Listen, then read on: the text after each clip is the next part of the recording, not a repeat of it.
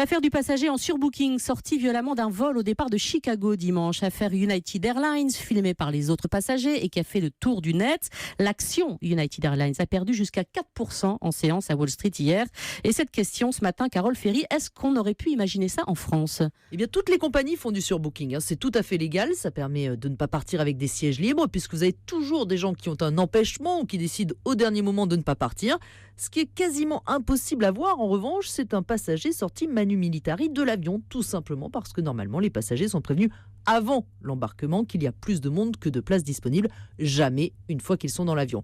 Tout se passe au comptoir d'enregistrement, les compagnies demandent d'abord s'il y a des volontaires et parfois elles en trouvent car c'est un sacrifice indemnisé, entre 250 et 600 euros en Europe ou sur les compagnies européennes.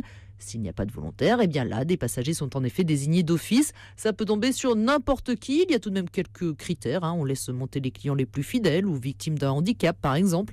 Mais pour les autres, vous pouvez au final être tout aussi contrarié que le passager de United Airlines, mais avant de monter dans l'avion. Carole Ferry.